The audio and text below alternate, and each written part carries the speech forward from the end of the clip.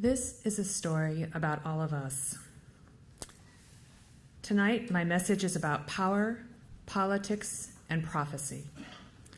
It is about the collective power we share and the individual power within each of us. It is about how the fierce urgency of now calls us to the prophetic work of loving our neighbors with no exception. What does it mean to stand in the light? For me, it is this: knowing how to make meaning and be alive in the world. My Quaker faith and practice, shaped by the belief that the Spirit lives in me and in each of us, that this Spirit gives life to my practice, this inward movement compels me to witness in the world.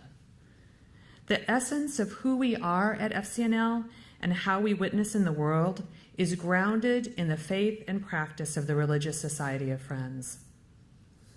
This witness is more than resistance.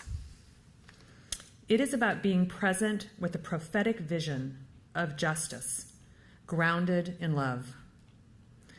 Let us name and claim what that world would be. What if we lived in a world free of war and the threat of war?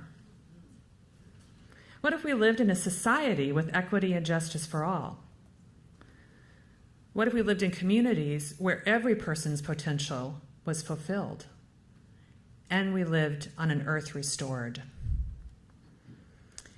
When I spoke to this gathering in 2011, the year I began as executive secretary at FCNL, I encouraged us to be bold, strategic, and relentless.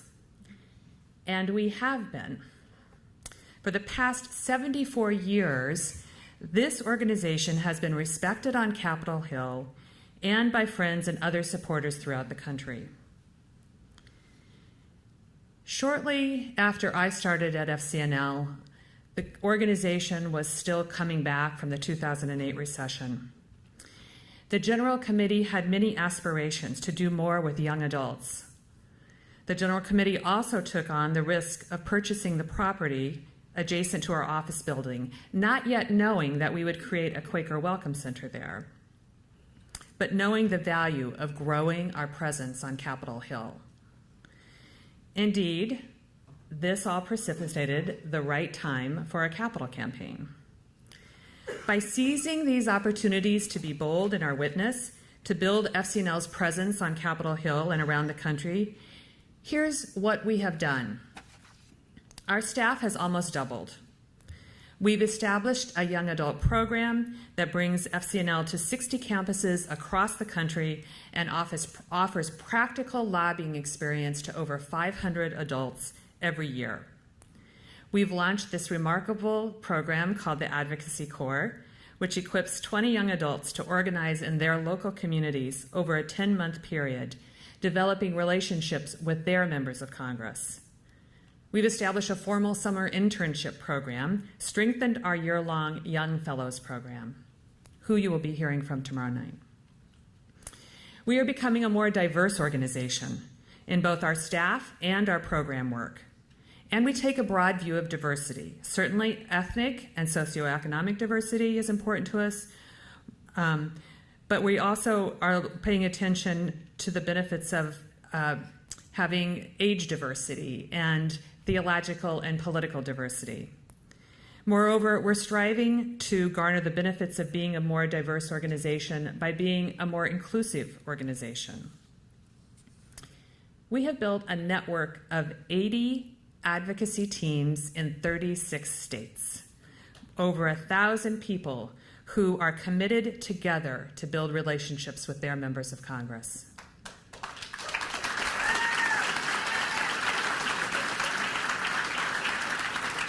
We are opening our Quaker Welcome Center on Capitol Hill to encourage friends and others to witness every week. We're inviting staff, volunteers, and anyone passing by our busy location to a midweek time of silent reflection. We have seen a year-over-year increase in the number of lobby visits, both by our own staff and by our network across the country.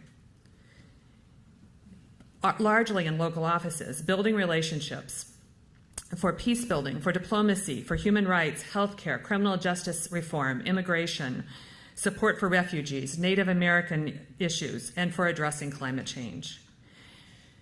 We have been empowered by the culture of trust established by our General Committee. The work we do to engage across the country and with Congress is premised on this relationship of trust.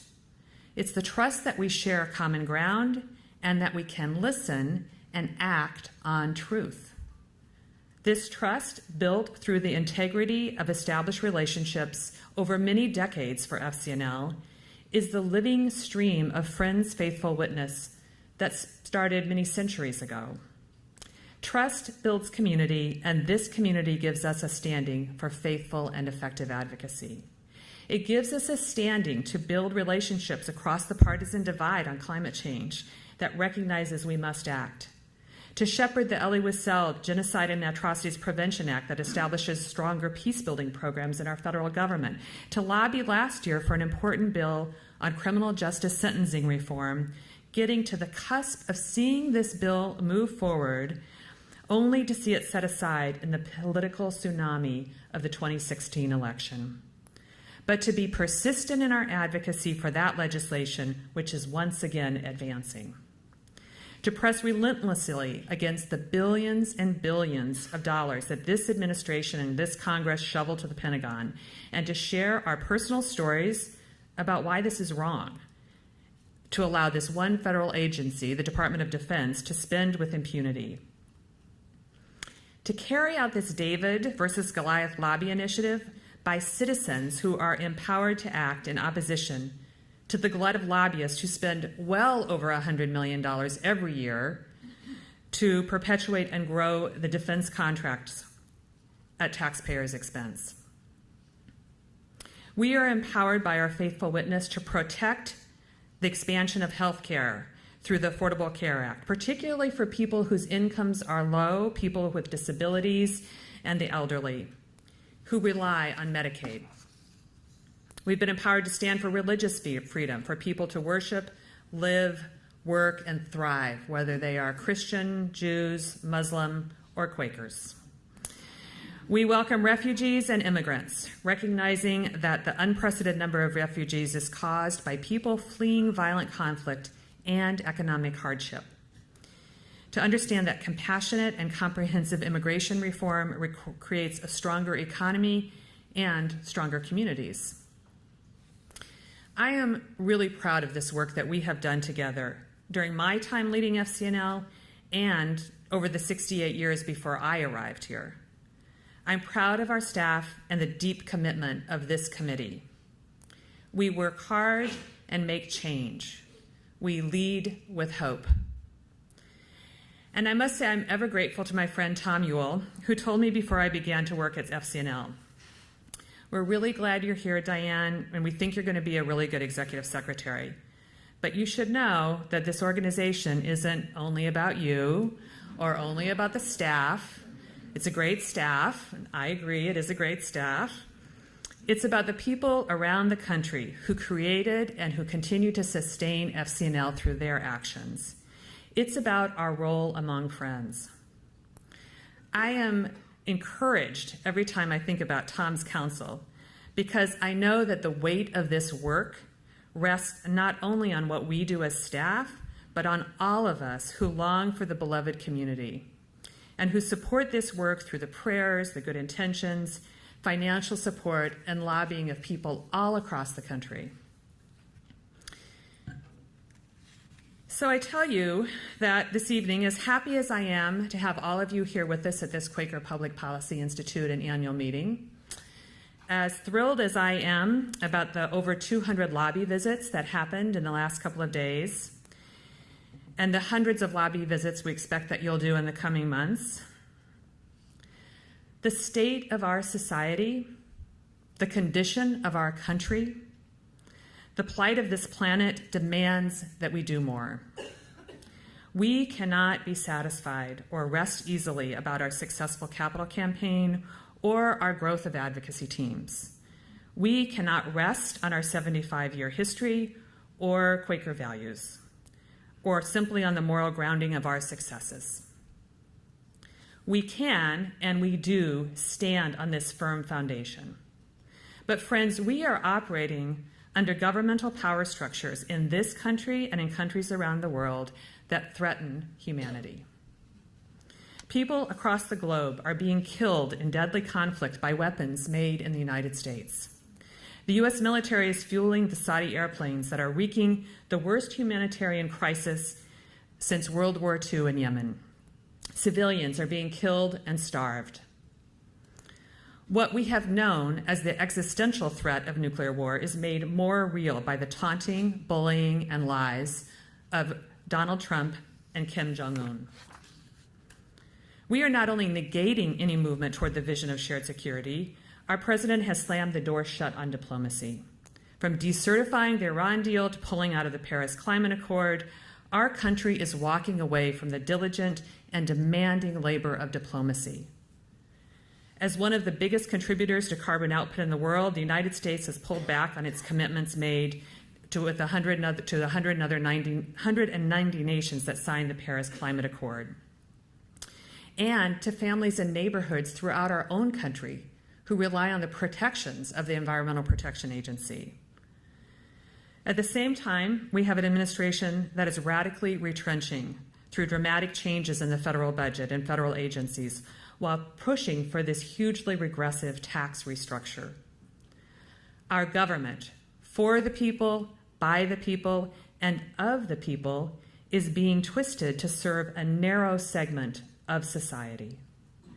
We may not see these results of these shifts immediately, but we may feel them for generations to come.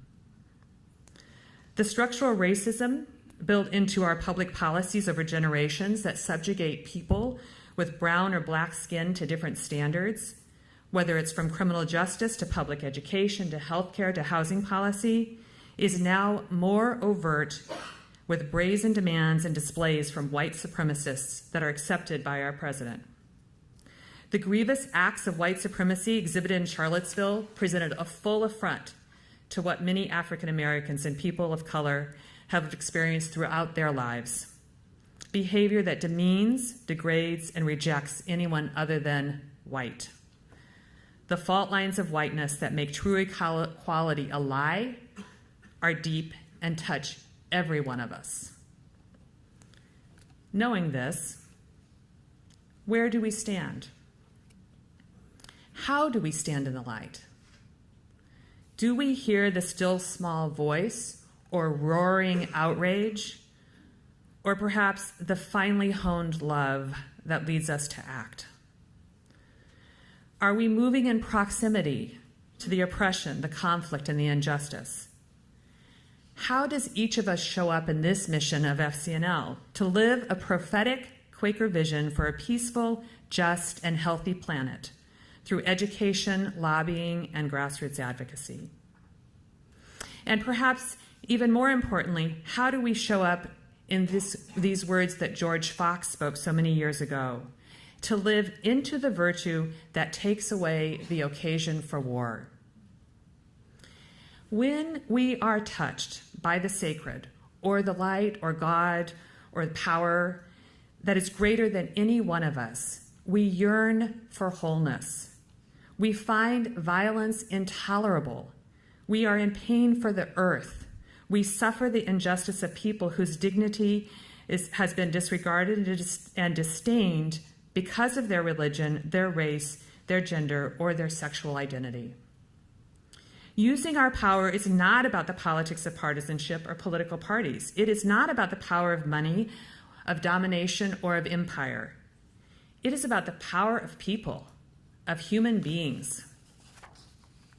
A couple of months ago, I had the opportunity to travel to the Middle East with a delegation from the National Council of Churches. We had meetings with Muslim and Christian leaders and with government officials and activists. We visited the presidential palace in Egypt, replete with chandeliers and high security, and we met with President el-Sisi. And we visited the dusty, hot Hebron Hills in Palestine and met with Issa Amro, a human rights activist who uses the power of nonviolence to confront the occupation of Israeli settlers.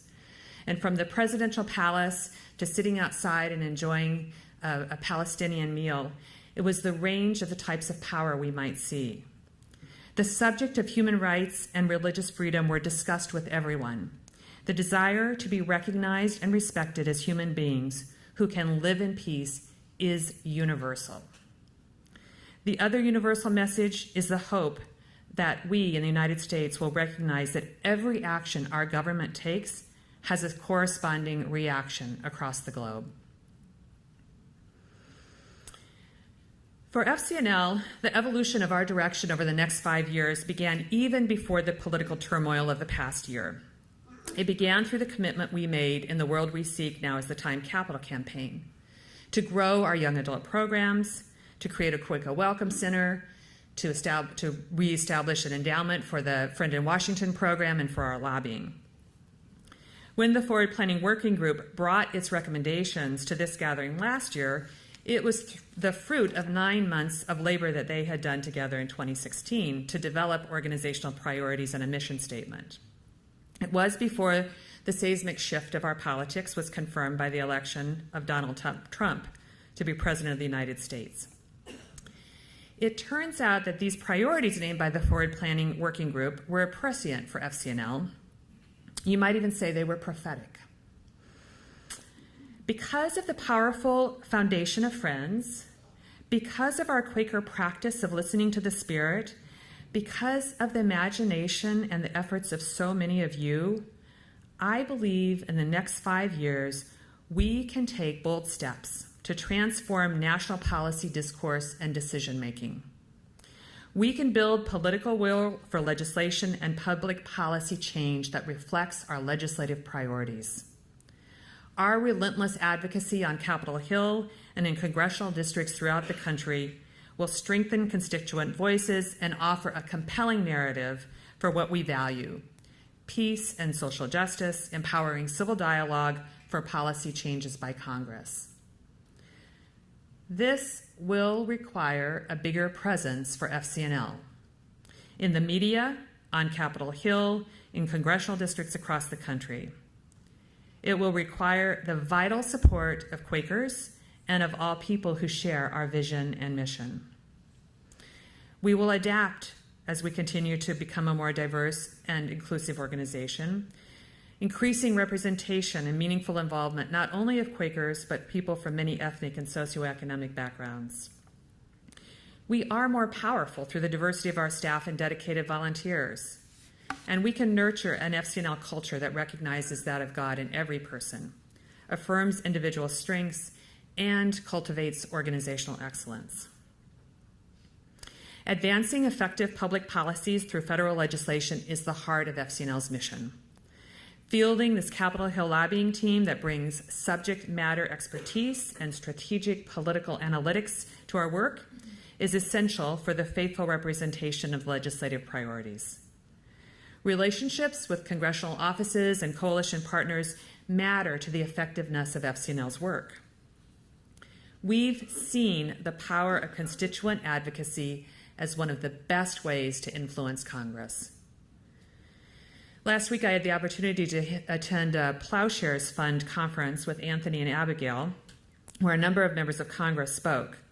Representative Adam Smith of Seattle, who does have a relationship with FCNL, thanks to constituents, said this to my question about what should we be doing to motivate Congress to prevent confrontation with Korea and to preserve the Iran deal. And this is a quote: "The best thing you can do is to get into the offices of the 535 members of Congress on a consistent basis. Let them know you are watching and expecting action." An effective grassroots advocacy program coupled with our registered lobbyists makes FCNL a powerful operation. Constituent voices matter to members of Congress. Constituent voices matter to members of Congress. Constituent voices matter to members of Congress. Influencing the policy conversation from the local level has huge importance. Persistent constituents can not only speak to the needs of their communities, but you also open doors for our own lobbyists on Capitol Hill. FCNL's network provides a way for people around the country to have a meaningful impact on national policy and to foster a community of hope and inspiration. When we lobby, we are loving our neighbors without exception. We are saying that even if I don't agree with your positions as an elected official, I will respect you and speak and listen with love. And I can expect the same in return. That is civil dialogue. In fact, it's even a form of ministry. Your role as governors and close supporters of this organization offers you a way for your personal witness and for your meeting and your community to witness with us. But FCNL also offers itself to a much broader community of people who share the inward experience of hope and that value the dignity of every person. We help set up the opportunities for people to speak about these values and hopes through their advocacy. Undoubtedly, some of you have already connected and consistently do work with other people and organizations in your own communities that are working for the goals that unite with FCNLs. The affiliations of like-minded people who are willing to stand together is another form of power. It is true that the policies and practices of the Trump administration have accelerated activism, although the problems we are responding to didn't start with this administration. I agree with our speaker earlier today. These have been long-standing problems. In local communities across the country, the organizing and work on solutions that foster empowerment of people to speak for themselves, such as Dreamers and Black Lives Matter, are inspiring many of us here in Washington as well. And social media has given everyone the platform to speak for themselves and to organize digitally. This world of instant communication about every shred of political news affects all of us. Some of you here will remember the days when FCNL sent mimeographed action alerts and recorded the action alert on the telephone so people could call in. Yes, that did happen. Others of you have been very active on email or Facebook or Twitter or Snapchat. We have grown to include much more visual content, as you can see here. Our communications are continuing to evolve. We know that effective communication is a key to transforming national policy discourse. The fact that we are recognized as having integrity and expert staff gives FCNL a voice to challenge and change the conventional narratives that guide federal policymaking. We can infuse a clear and distinctive moral, faith-based, and Quaker voice in our educational and advocacy efforts. Using this voice in the media will increase the visibility and reach of FCNL for a just society and a peaceful planet. The Quaker ethic is not one that promotes itself. In fact, we prefer to be discovered. Many of you who are convinced friends, and I think we have one here with us, may tell the story of always being a Quaker but not knowing themselves that they were a Quaker until they may have taken the Belief-O-Matic test on the internet or stumbled into the Quaker meeting in their local community. But as one of our supporters recently told Stephen and me when we were visiting, people are looking for you. You need to make it easier for them to find you. How do we stand in the light and become more visible in a world that amplifies celebrity and outrage and yet hungers for righteousness and humility? What does Quakerism have to offer in that world right now? And what does the Friends Committee on National Legislation have to offer now and in the years to come in a political environment that is often toxic and harsh, an environment that makes many people who long for peace and simplicity to turn away? Well, friends, we are called to witness, even when we don't feel capable and even when we feel weary. Elizabeth Fry, who was a Quaker prison reformer and philanthropist who lived from 1780 to 1845, had this to say: "I look not to myself, but to that within me that has to my admiration proved to be my present help, and enabled me to do what I believe of myself I could not have done." When we stand in the light, the doubts, the fear, the hesitation melts away. We gain a power that comes from within, a power to speak truth. It is our experience of truth that is the foundation of our witness. It is not driven by political party or political identity. It is bearing witness or doing truth. As our friend Thomas Gates, who's with us here tonight, describes in the Pendle Hill pamphlet, You Are My Witnesses, the testimony for early friends was not simply a list of virtues, but it was the lived witness of their daily lives, the outward and visible manifestation of an inward transformation. When Jesus chose his disciples, he didn't go for the Ivy League grads of his day. He asked the fishermen and talked to the women who others shunned. He paid attention to the children. Jesus taught us how to love our neighbors without exception. Shouldn't we do the same? Shouldn't we talk to everyone? Shouldn't we welcome everyone who is looking for ways to practice hope, to open the possibility of faithful action? Do we have a faith that is alive, a practice that is inspired? FCNL strives to be led by the Spirit in its work. Friends always have held that spiritual clearness can be discerned in a community with fellow seekers. The theological and political diversity and practices among friends offer FCNL an opportunity to build a stronger Quaker constituency. FCNL has a unique position to engage in peacemaking among friends and on behalf of friends. We need one another in order to do this work. Friends are often reluctant to talk about the use of power, and while we speak of our prophetic witness, we don't always define what that means. Well, recently I've been reading Rabbi Abraham Heschel's book, The Prophets, and it's helped me understand something more about prophetic witness. He talks a lot about how prophets are the intersection between the divine and humans. In fact, he states that the main task of prophetic thinking is to bring the world into divine focus. And I believe that seeking a world free of war, a society with equity and justice, and a community where every person's potential can be fulfilled and an earth restored is indeed prophetic thinking. I want to propose to you that our work of being faithful stewards of God's love is to claim the power that God gives us, and that the faithfulness we exercise in our work at FCNL is to fully live into that power that we have through our faith, that we can grow and thrive as we expand the power to bring about the world we seek. These aspirations for the next 5 years can only advance with a healthy organization. We must be effective stewards for the planning of our financial, personnel, physical, and technological infrastructure. Given the rapid organizational change of recent years, we are strengthening FCNL not only through our Quaker practice, but also through effective nonprofit management. So as I come to a close, I want you to spend just a minute with me imagining the future of FCNL.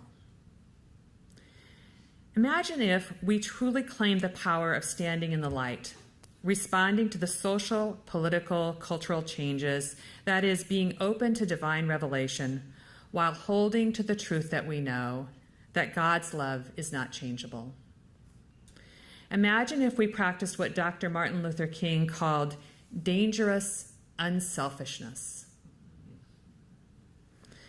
Imagine if the young adults who connect to FCNL through Spring Lobby Weekend or Advocacy Corps or our summer internships or Young Fellows started attending Quaker meetings because they were captured by the loving spirituality of these meetings, the welcoming, inclusive communities that our meetings and churches are fostering.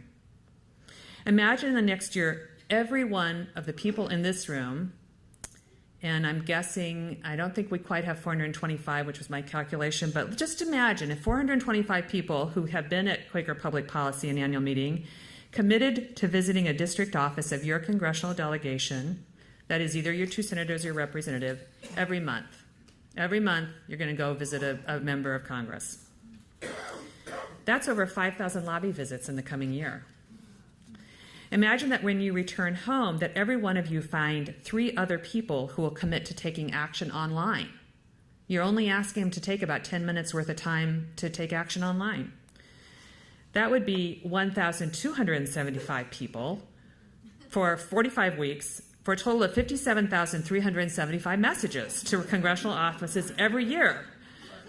Imagine that if every week Congress is in session, we have a group of advocates packing the Quaker Welcome Center to learn, lobby, and lead.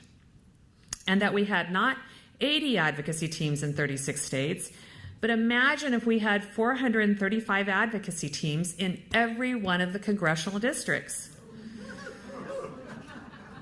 Imagine if the Friends Committee on National Legislation had the name recognition of the National Rifle Association or Amnesty International.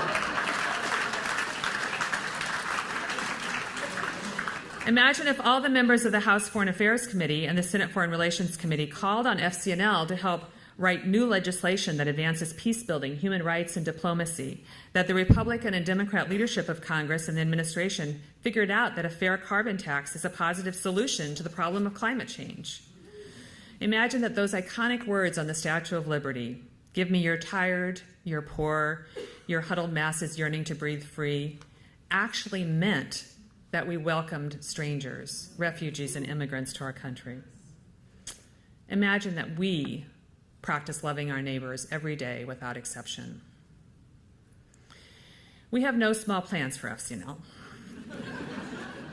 If we are successful, we should expect that our work can help people in the United States and around the world feel more secure from the threats of war, climate change, economic insecurity, and the violation of human rights.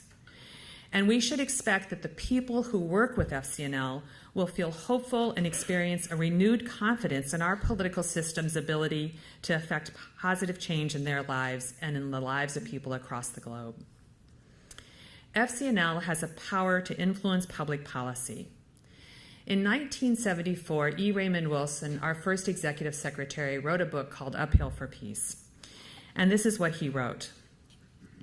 Why try to work uphill for peace, justice, and freedom on Capitol Hill at a time when cynicism about the character and operation of government and government officials is widespread, and when disillusionment about the church and organized religion is so common and so vocal? Because religion should be vital and relevant, and because the health and the future of democracy rests upon responsible participation by informed and concerned citizens. He goes on to say, a world without war, without conscription, because that's what they were working on, a world without war, without conscription and militarism has still yet to be achieved.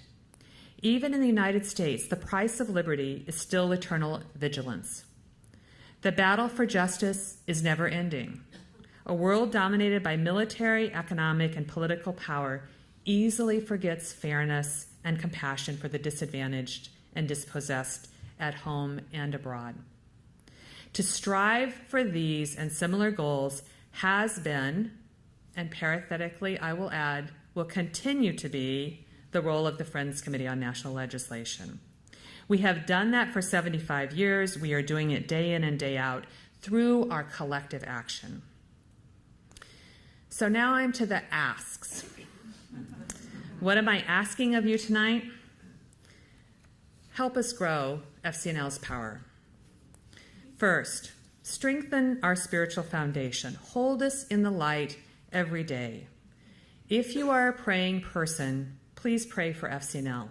Pray for this general committee, for our staff, for our advocacy teams, for our visiting friends in the advocacy corps. Pray for the elected officials who you go visit. 2, if you don't pray, but you meditate, hold us in loving kindness of the universe.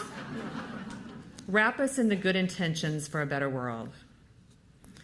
And 3rd, yes, please do support FCNL financially. If you're a monthly sustainer, that is a monthly donor to FCNL, you could consider an increase. I will say to you that many people in this room may miss the celebration of FCNL's 100th birthday in 2043, but your presence can still be felt through a legacy gift.